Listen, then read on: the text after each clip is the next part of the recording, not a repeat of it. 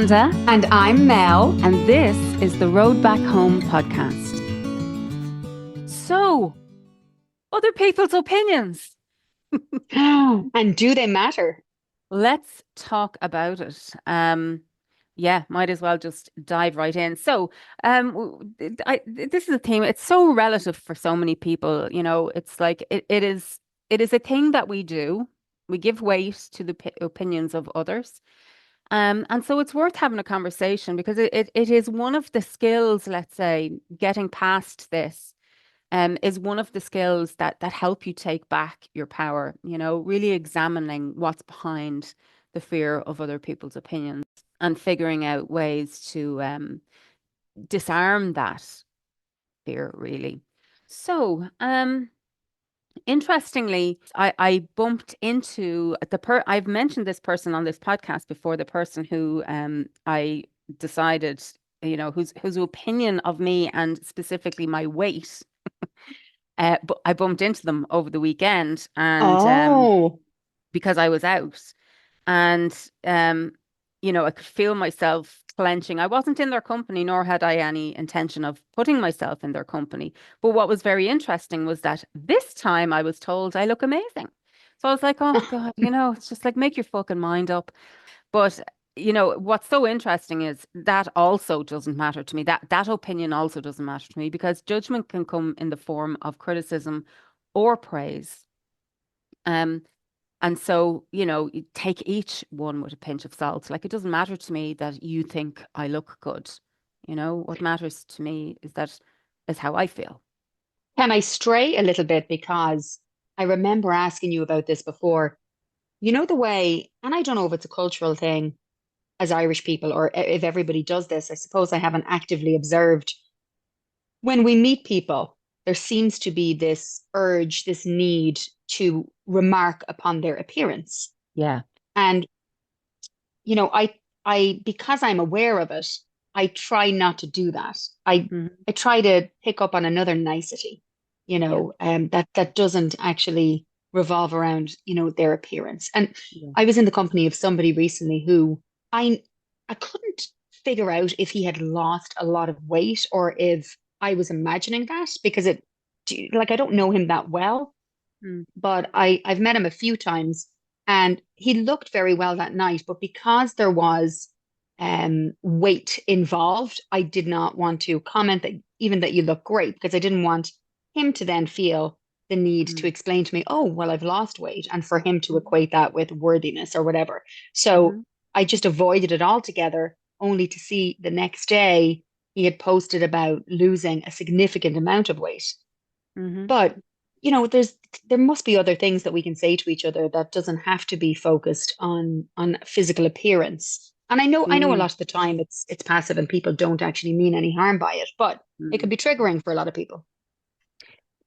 Yeah, and this is my ground, 100%. I have been here, and you know, this has always been a source of stuff for me. So I've trained myself to have, because it is sometimes it's just, oh, you look amazing, oh, you look great. It's reflex, and it's literally because I have not practiced other ways of greeting people.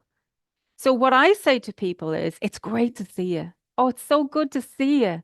That's what I trained myself to say. So that is now the thing that is always at the tip of my tongue, you know? Mm, Or if I am making, let's say, if I do want to acknowledge something, I will acknowledge it in a sense that oh, those boots are really fun, or those earrings are really fun, or you know, I love the style of the earrings, or I love the boldness. So I will try and be more specific, or you know, I love that tone in your hair, the way it brings out your eyes. Like I give actual information, because here's the thing: there's no yeah. information in you look amazing. There's no information, Yeah.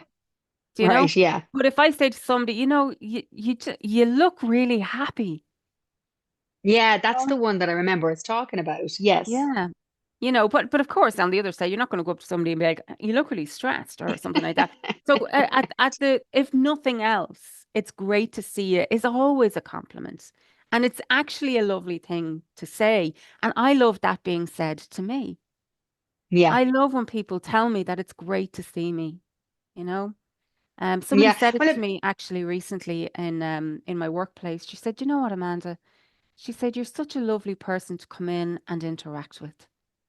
oh, I love that. I love that. Yes, That's the biggest compliment of all. I feel that when we say exactly. to somebody, when we Yeah. say you look amazing, it all like if someone says that to me, my next step is it makes me feel uncomfortable. I feel like I have to then, like there's the whole joke of the way the Irish we put ourselves Hmm. down.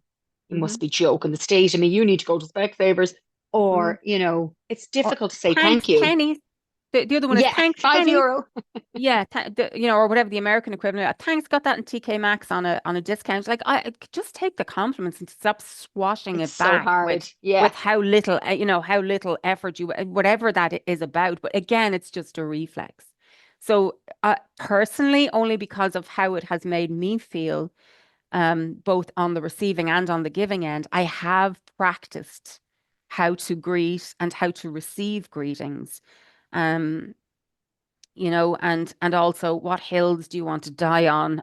What's worth my energy? All of those things. So, the greeting I got the other night was, look, you look amazing, and no information as to why, don't know what that's about. But also, right.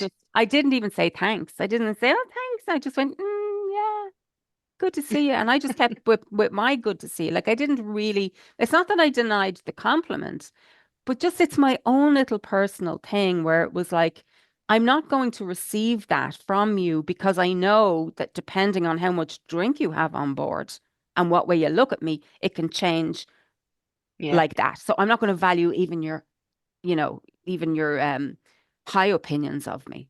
Your opinion of me So means nothing for anything to me, you in particular. appreciate appreciate the stray. I'll get you back on your track now because I've taken about 10 minutes away from That's what you were okay. about Yeah. to say. Yeah. So it's great to see you anyway. It's a great one. So, yes. So just in terms of like the idea that we might live in fear of what other people are thinking, um, these are your choices. You can either be plagued by that, by the, torment of what other people think of you, and hence trying to control your image, the perceived identity out there, or you can learn how to love and affirm yourself, and that they are your choices. So, have you any and say, have you any experiences that you'd like to share, or When it comes to the opinions of others yeah, bothering me, probably several. yeah, Um, I did have a situation recently where I had had a very busy day and I was running for hours, without stopping from A to B to C to D, and I hadn't eaten. And I turned a corner and there was the golden arches of McDonald's. And I thought to myself, do I want to grab something from there? Do I not?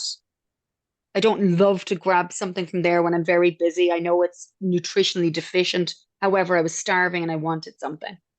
So I also remember in my brain thinking, I'm in an area where it's not my hometown. It's, not the town in which I work. And it was mm. a curious observation because I guess what I was doing was trying to avoid running into somebody there. Yeah. You're like, I'll get away with it here.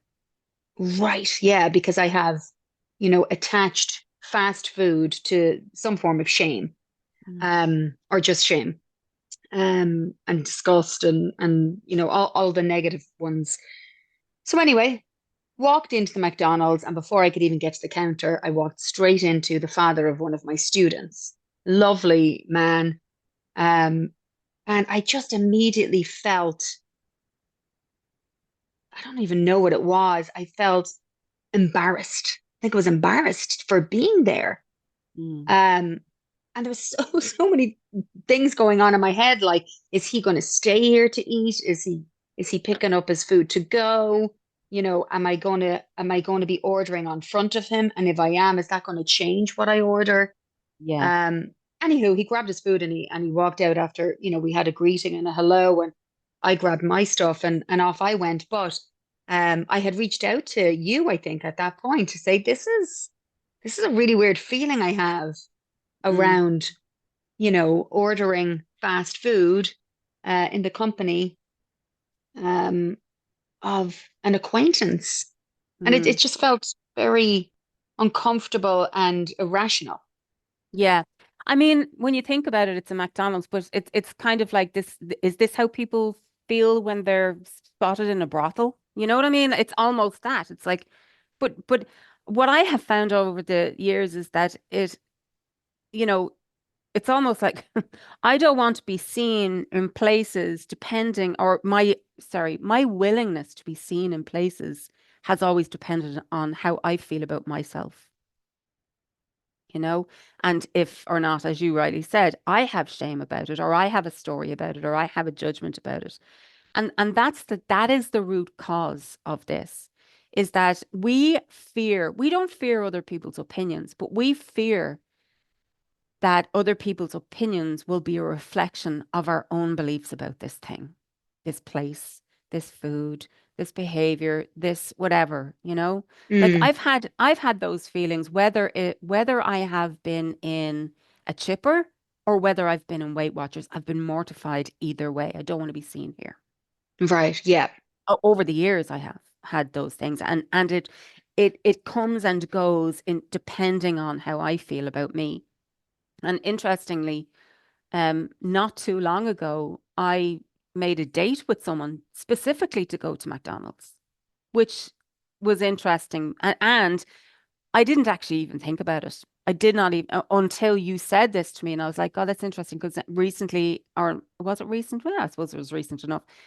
I made a date with someone. We went to McDonald's. She had a kid with her, and so we had some fun with, the whatever the Happy Meal and everything. And I ordered my thing. I didn't. There was no drama, and I bumped into someone from the local town. So in other words, I was spotted. I was seen, and it had nothing. It was nothing. It was literally nothing. Yeah. It was no Yeah. reaction within me whatsoever on that occasion because I Hmm. wasn't there. I was there intentionally and I wasn't there trying to eat something in the cloak, under the cloak of of invisibility. Yeah. Yeah. And then there's, when I eat junk food, when I eat fast food, I don't feel good. I Mm, feel disgusted. I feel sick. I feel disappointed that I didn't choose something else. So I wonder if any of that is at play mm. in how I'm feeling, when I do decide to go there. Well, do you know what's interesting? And we've said that we're going to do another episode entirely about language, but even calling it junk food, you But know? I consider it, yeah, I consider it junk food. Yeah, which is part of the problem. But that, like, you consider it Yes. junk food because you've been told to consider it junk food. But junk food is a massive judgment, you know? Right, right. Yeah. Now it's just food, or depending on whose book you're reading or what's a narrative you're on. Like there is a book out there, they refer to food-like substances, which is kind of terrifying. But at the same time, this goes back to an episode we had mo recently on the idea, why change sometimes feels impossible, and the morality that we attach Yeah, to that's it. the things that we're trying to stop, do, or start doing. We think it's morally inferior to eat your dinner out of a bag, and it is morally superior to cook fresh vegetables from scratch. Like I have had in the past, and I have had so much to unpack in relation specifically to my relationship to food, eating, body, size, weight, everything. But I have had in the past judgment about people who use frozen vegetables. Like Mm. ridiculous. Where did that come from? And it came from, diet culture and also quote unquote clean eating. There are so many like that, which is part of diet culture. And it's so damaging and beauty standards and all these kinds of, influencers who are out there making their, you know, hashtag green juice. Mm. Like as if taking on more vitamins makes you a better person than me. It's when you break it down, it's really weird. It's a really weird way. And like I said, I have had to break away and it's the terminology is divest. I've had to divest from diet culture and food narratives. and being the food police in my own life, and in the lives of others, you know. Um, Mm. and what's interesting as well is now that I'm working in a food establishment, and before I worked there, I was a customer there, and I used to walk in there and just be like, "Oh my God, they're going to think, oh, what are they going," and sometimes I would walk in there again, depending on how I felt about myself, and I would definitely, be concerned, about my order and how that would be perceived. And I know now from, working on the other side of the counter, like it's actually nobody, nobody is actually paying any attention. And I work with a lot of Gen Zers, and they are so much like diet culture doesn't exist for them. It doesn't. I have the same experience with Gen Z over here. They don't make food judgments. They really don't. They just Well, like, actually, I would nearly say millennials more so than Gen Z. well, what's like 20-year-olds, young 20, like in their young 20s, between like 17 and 20, 22. I I think think that's that's Gen Gen Z. Z. Yeah. It is They're the Gen ones Z, I'm yeah. talking about. Yeah, no, they seem to be much more liberated in terms of um standard, beauty and morality and body and things like that. Mm, Yeah. yeah. I definitely don't hear it. I do not hear around me, and I'm with women like all day. I do like in the Gen Z, let's say, nobody is verbalizing the thoughts that still exist in my head. Mm. Nobody's verbalizing them. Nobody's talking about their weight. Nobody is moralizing food choices. Nobody. I definitely see a little bit more of it over here, and particularly among students who would be, between the ages of 13 and 17, who definitely struggle with body image, Mm. eating disorders, dysfunction around food. So it does still exist, but maybe not in the same way it did and does for us. Yeah, it's an interesting one, It's I have so much work I have put into disarming and calling out that bullshit in my own head.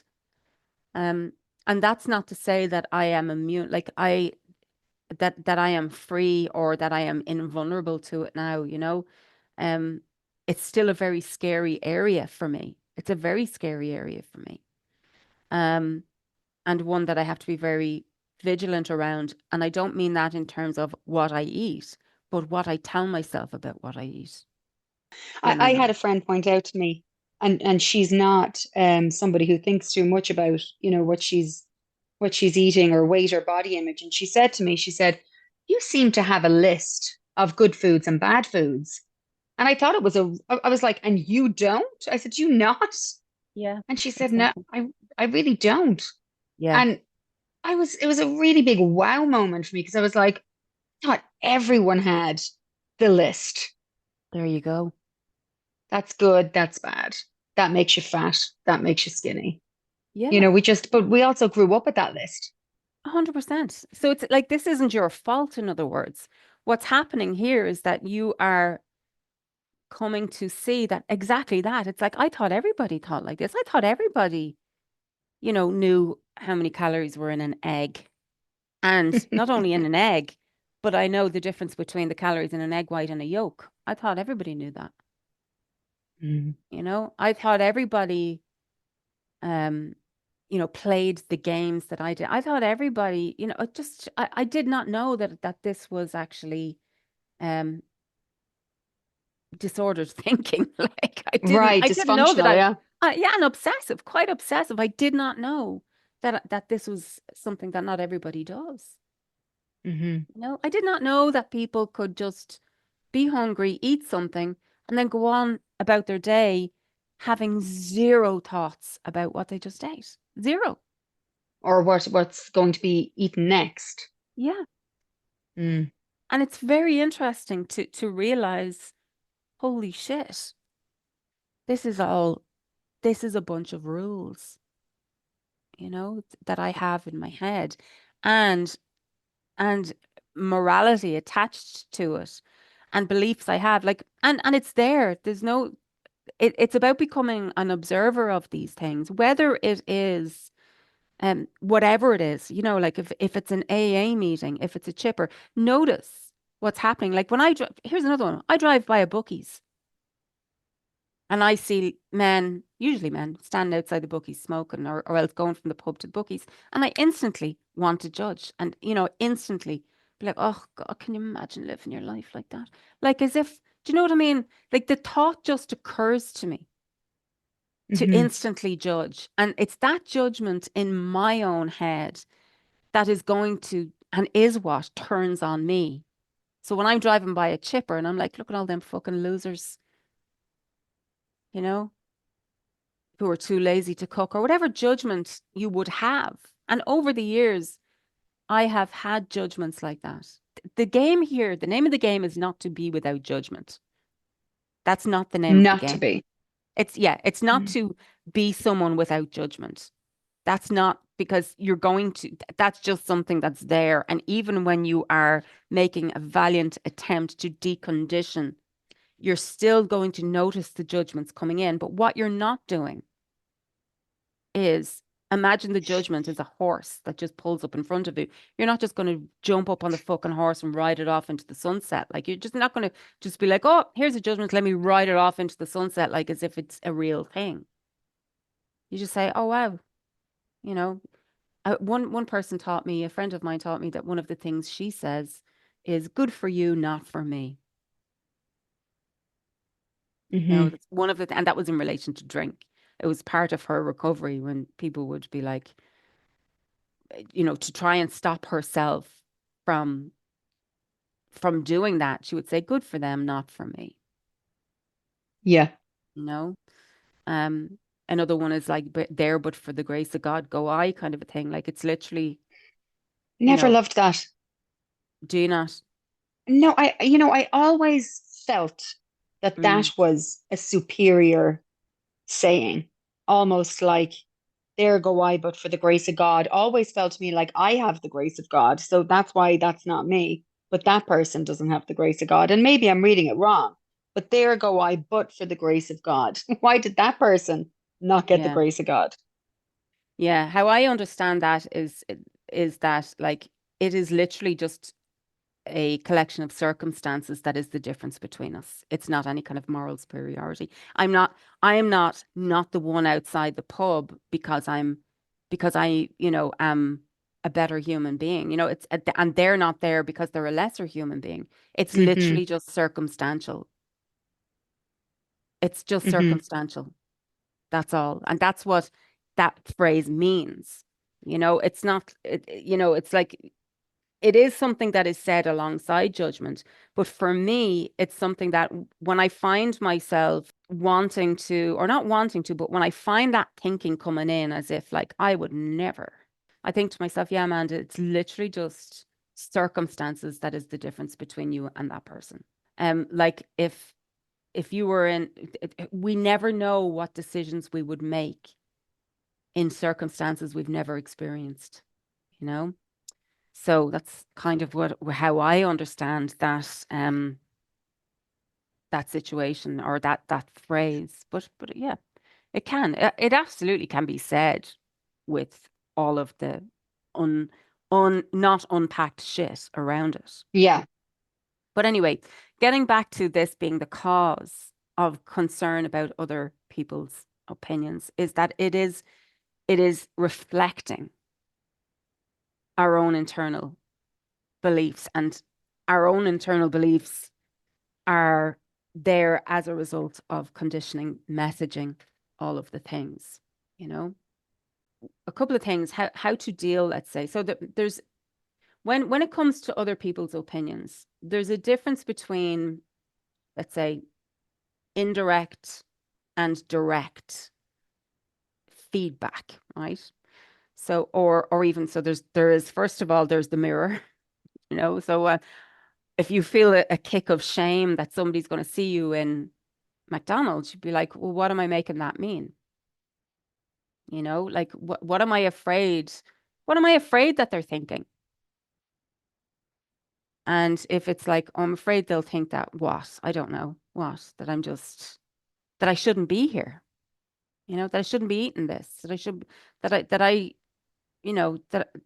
just shouldn't be eating here. Why is that what you think? That you shouldn't be eating here? You don't But that's deserve? what yeah, that's where I was going when I said when I feel, when I don't feel good after eating it. So I walk in there knowing that I'm making a decision against a history that I have experience with where I don't feel good. Mm. So it has to play into that person that I'm meeting almost being a reminder to me that I shouldn't be here. I don't know. Yeah, but also but you are there. So why are you there? Or why Because is I'm anybody? starving. Yeah. And are there like you to think about the whole thing, and I don't want to put you on the spot here, but like are there any other options in that moment? Or is this what you're choosing? Are you there? Is there any part of you there because you literally want a McDonald's? Right. Yeah. I mean, you turn that corner, you see the golden arches. Definitely, I had a craving at that point for it. I was like, that's what I'll have. I'll go in Yeah. there, get myself a nice meal, and onwards I go with my day, even though it'll probably make me feel like shit at some point. Can it just be okay? Like, is it ever okay? Ask me, tell me that. Like, is it ever okay for you to eat McDonald's? So I always have questions around it. I don't think, like, I loved you saying that you intentionally went and sat down and enjoyed it with your friend and their child. Hmm. Um, I judge myself when I go there. Yeah. I don't remember the last time I ate at McDonald's without a big side of guilt and shame. Okay. Yeah. So that's something to look into. There's something about McDonald's that is just, it's not okay to be seen there. Because even if it was about not feeling great later on, I don't think that the I'm ashamed to be seen here would come into it. I think they're two different things. That's not to say that you don't have like you aren't going to like shit through a hairnet later on. Like you could still eat something that would have a negative impact on your body without the shame of it. Do you know what I mean? There's two separate issues, in other words. But I think sometimes in order to pretend we don't have moral issues around it, we might use that as the cover as to why I shouldn't be here, Hmm. you know? So again, it's worth looking at. Now, some people are going to feel this way about where's this? I have felt this way about hiring a window cleaner. I have felt this way about hiring a housekeeper. I have Mm-hmm. felt this way about going locally to wash my car, having someone else wash my car. I have felt this way about getting my nails done. And I have felt these ways about like being embarrassed to be seen, to be doing things that I think people have opinions about. Right. Yeah, you've brought up several of the ones that I suppose I would. There are some people who I don't even, tell that I have Mhm. housekeepers. And when I do, I make it clear that I only have them twice a month. Like Yeah. that's, lightening the luxury of having it when I've earned it, when I Hmm. am outsourcing for Hmm. valid reasons. I Hmm. still feel the need sometimes to soften the Hmm. information. Yeah. Like, here's a radical idea. What if going to McDonald's that in that particular occasion was an act of self-love and care? Well, yeah, that I would have to sit with that one because it that would be an amazing place to get to, but it In never that feels that way to particular, me.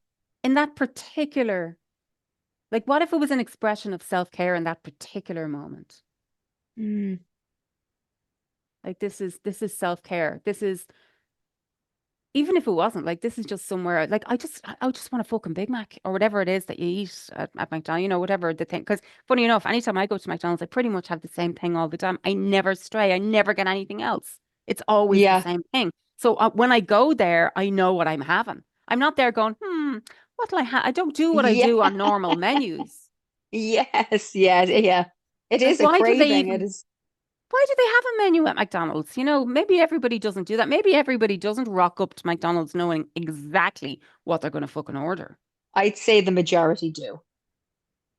Yeah. So anyway, so that's an interesting thing. Like, what if being at McDonald's was an act somehow of care?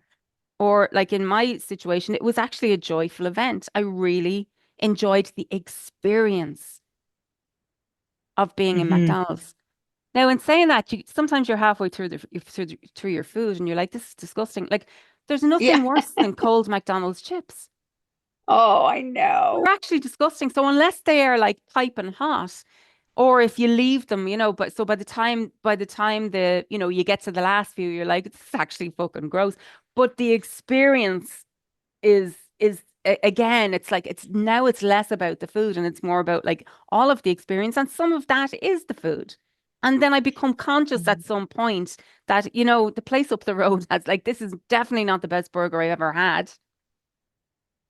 But at the same time, the whole novelty of going in and ordering from the touch screen and sitting down and in the plastic booths and, you Yeah, know, yeah.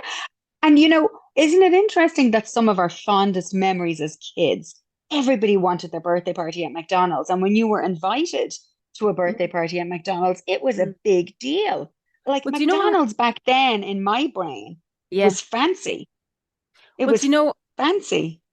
well, yeah, because we remember like in Ireland pre-McDonald's. But do you know what I think of a lot as well?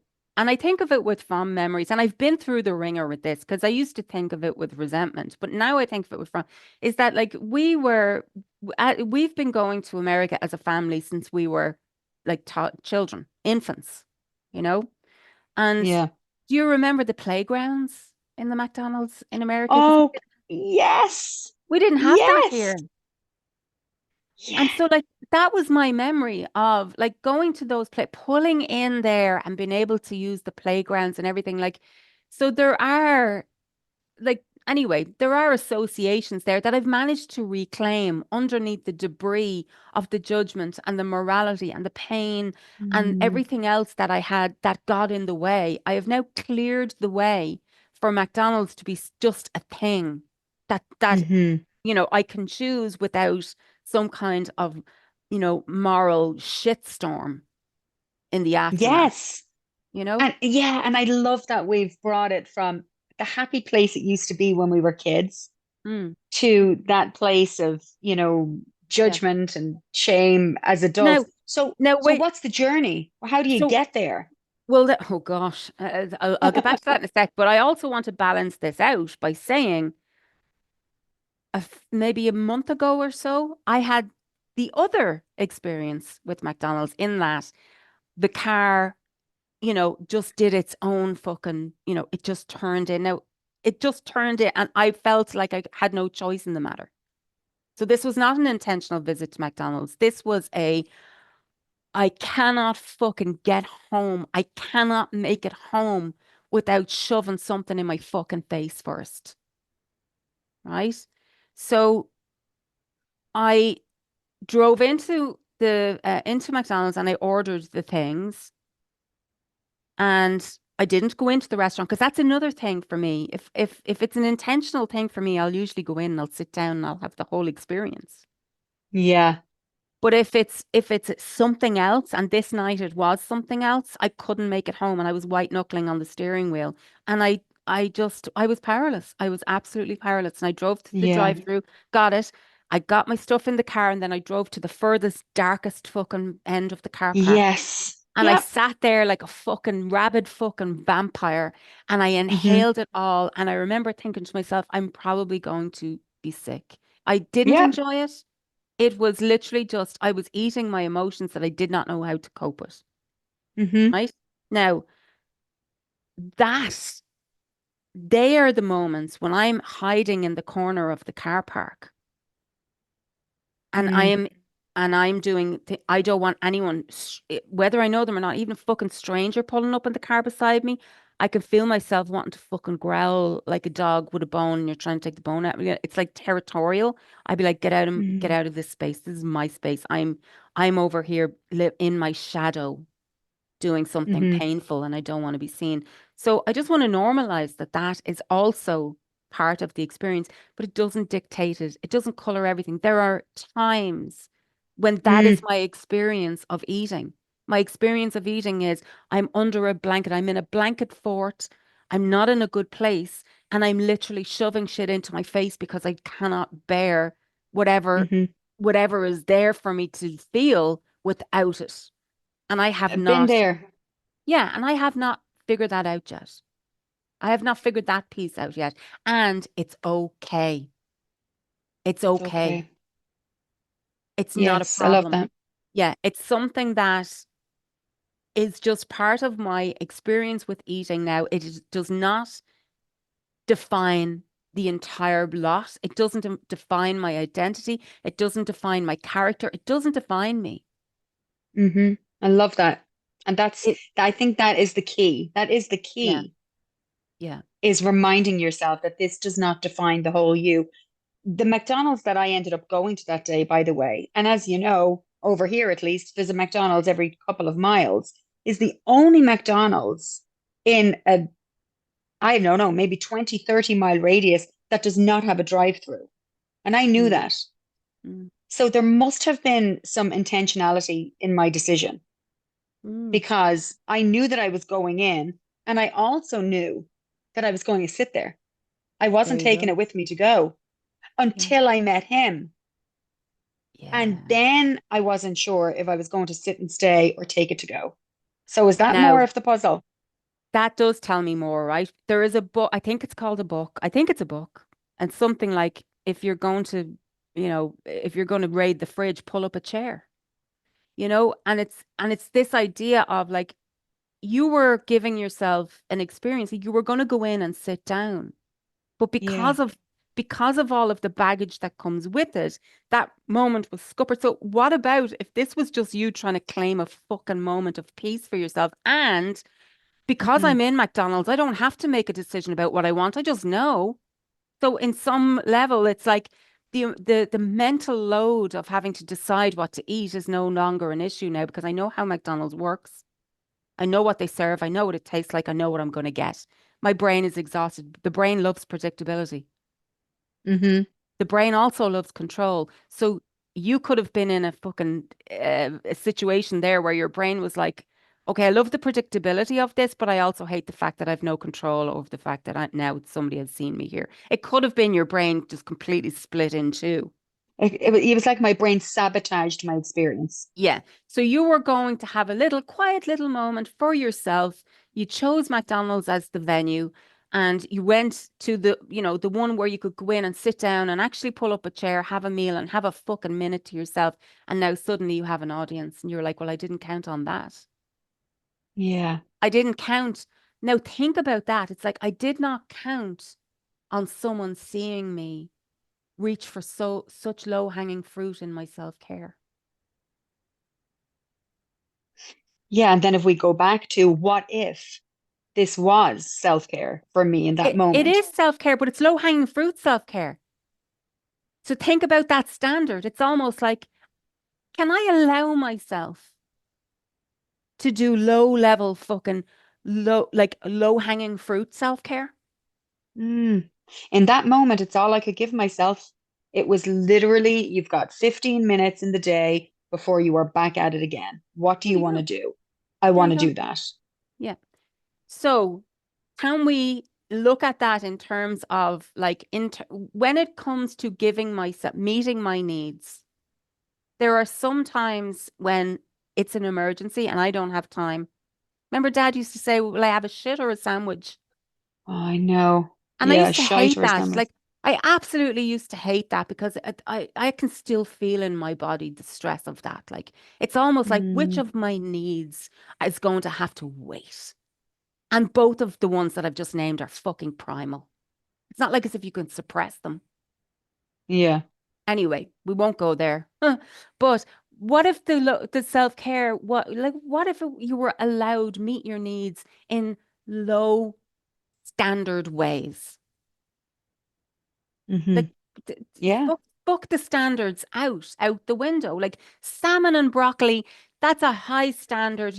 It's great. When I can meet that standard, that's great. Yeah. But there are days when it's going to be nose bagging a fucking protein bar, on the way through a toll booth.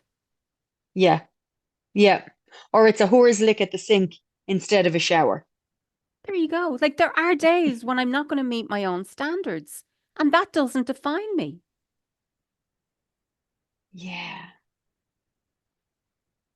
These are reminders that we all need. Maybe not even reminders, maybe the realizations, that there should be levels and every level is acceptable. 100%. The standard is fluid. It's flexible. I am flexible with my standards.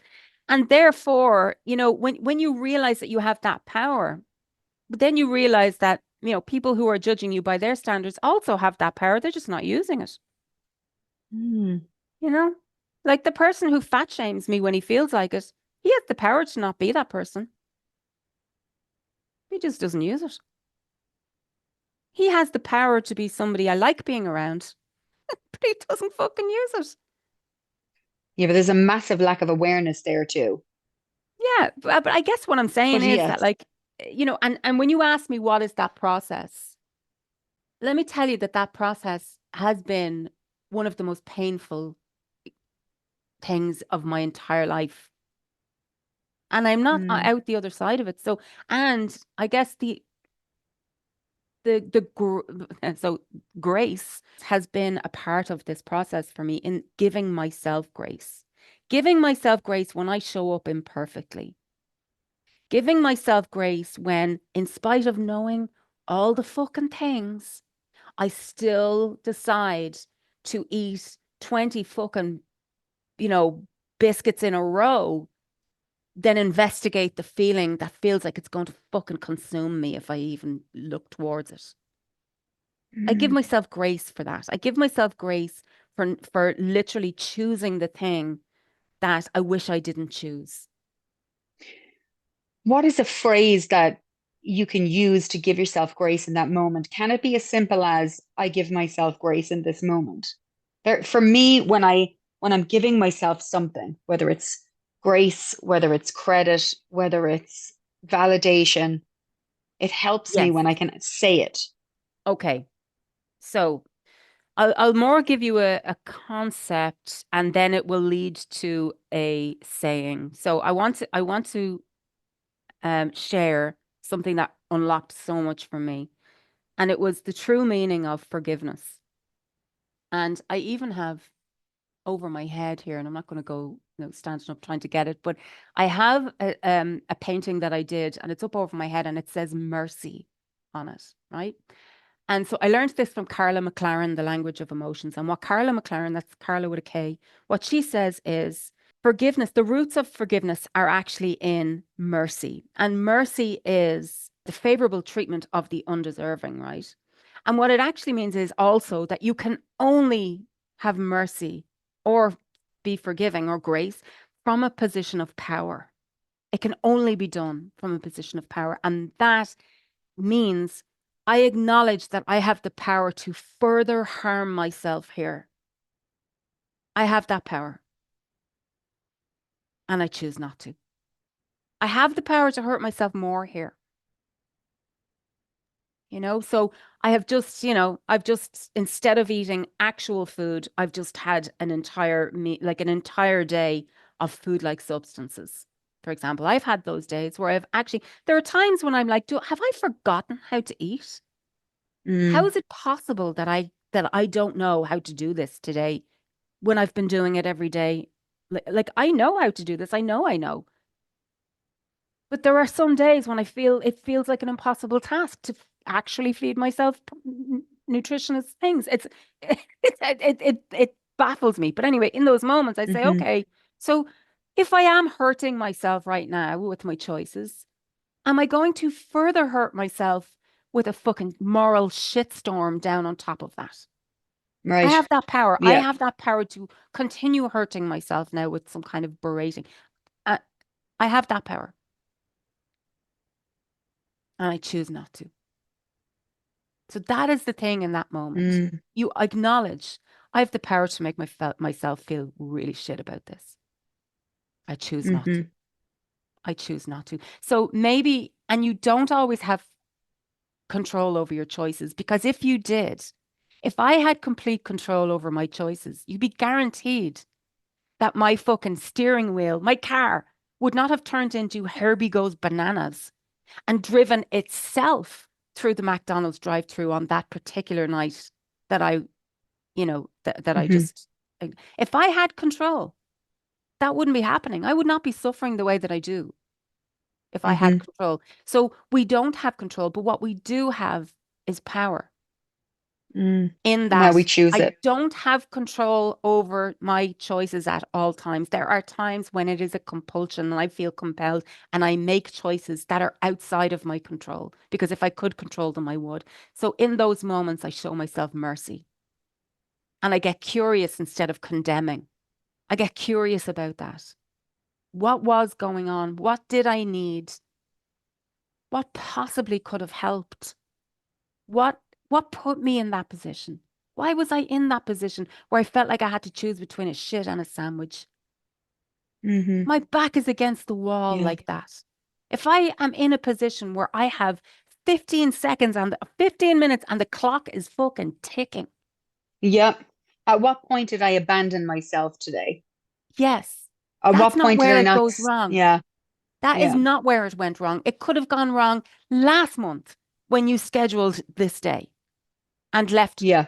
zero room for your own humanity on the schedule. Yeah. That's it. That's it. It comes down to a saying that myself and a friend say all the time, we are too hard on ourselves. And it's that simple. Yeah. So I have the power to hurt myself here, you know? Like I'm already hurting. I don't like that I just did, I don't feel great. That choice was not the best choice, and I am painfully aware of that. Now, how am I going to use this power in the moment? Am I going to use my power to bestow grace upon myself, or am I going to use my power to cause further harm?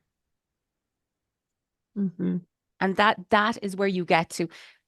So many of us think, and it's not our fault for thinking that. And as somebody, deep, deep, deep in the trenches with this, I have believed over the years that the solution to my problem is the eradication of all behavior that distresses me. And that is not the solution because I'm not in control of life or the world, or I'm just not a perfect person. And sometimes I'm going to make choices that are, you know, against my own will.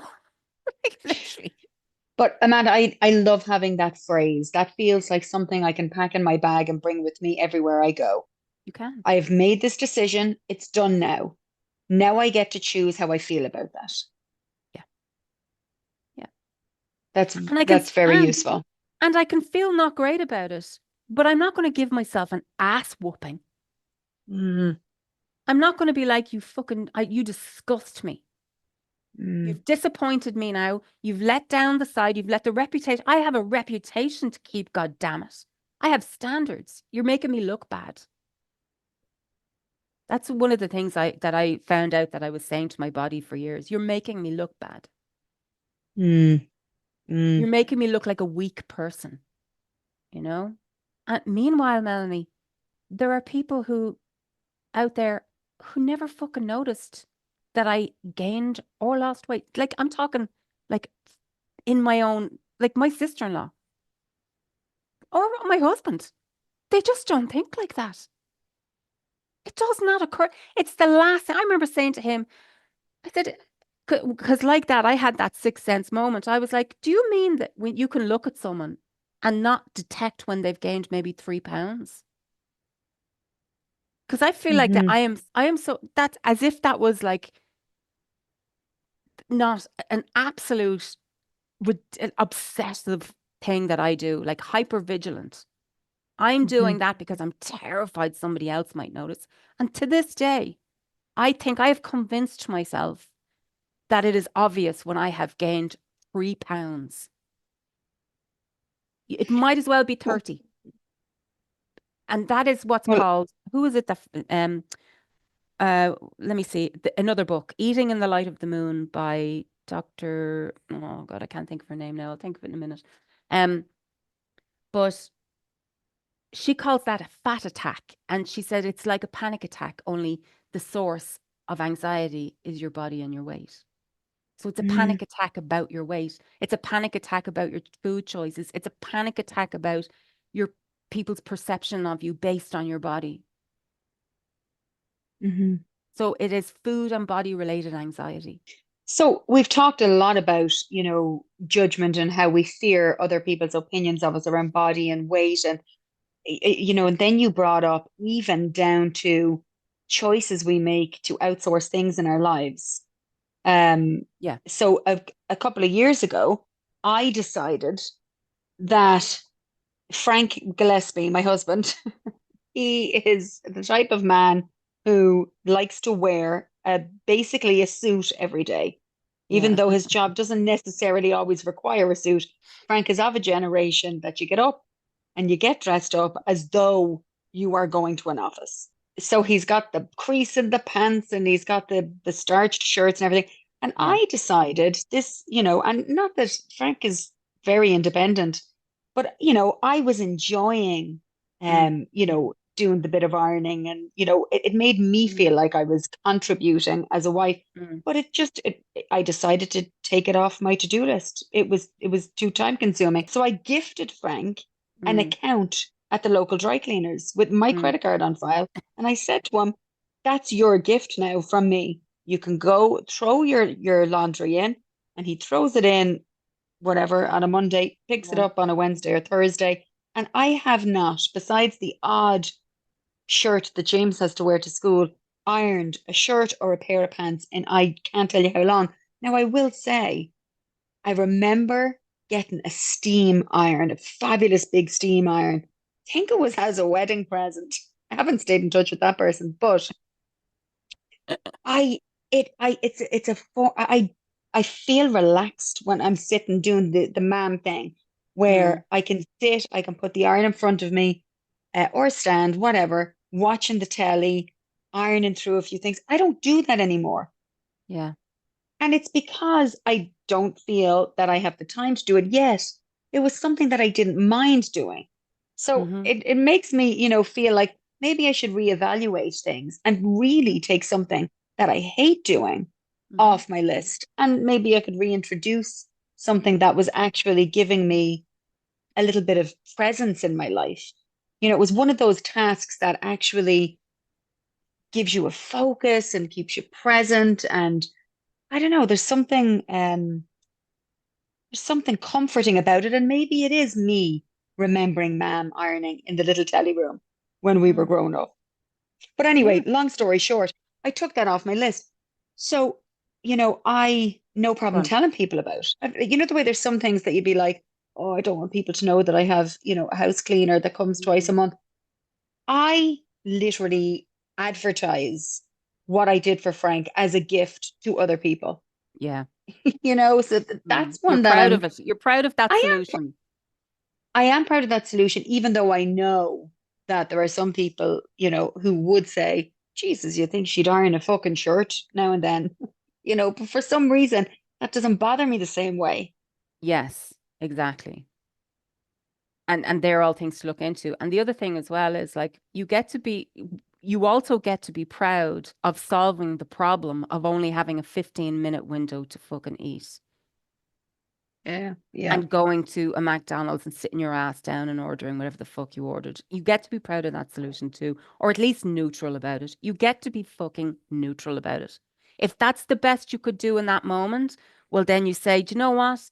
Good for me. And then you look at yourself, and then you later on you say, okay, so now that I have diarrhea on account of that decision, how did I end up in that position where I only had 15 minutes? Because I didn't love it. I didn't enjoy it or whatever. Or it was like I did. So you can separate these things out. But like I said, sometimes it is okay. The low hanging fruit self-care it is fine. It's not a Hmm. problem, you know? Yeah, that's like giving permission that sometimes I feel I need. The permission to not be perfect all the time, Mel.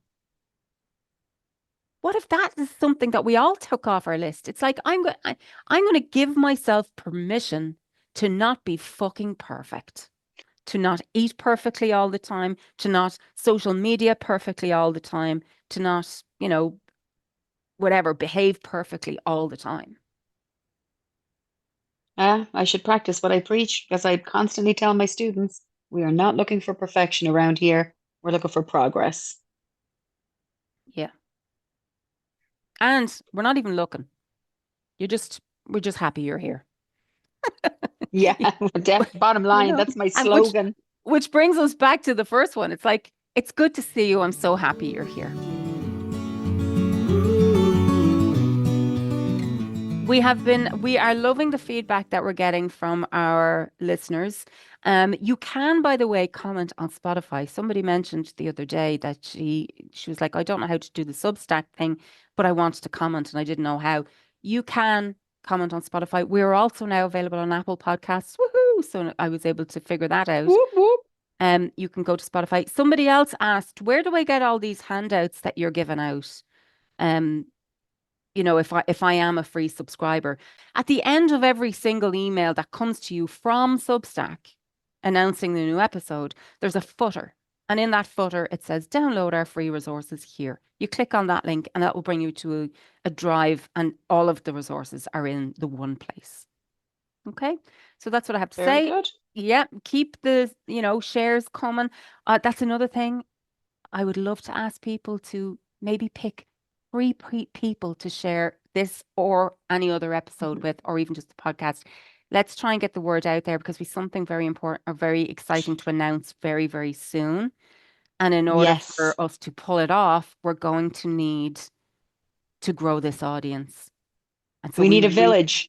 we need a village. We want your help. We want you on board. We want this to work because we know that you are getting value from the conversations that we're having, and we know that because you're telling us. So please Mhm. do, help us do the heavy lifting of sharing the word and sharing the podcast. And we'll have some exciting news for you soon. Okay? Sure, I'll chat to you next week. I'd love I will that. tell. Otherwise, I'd Um, be talking to myself.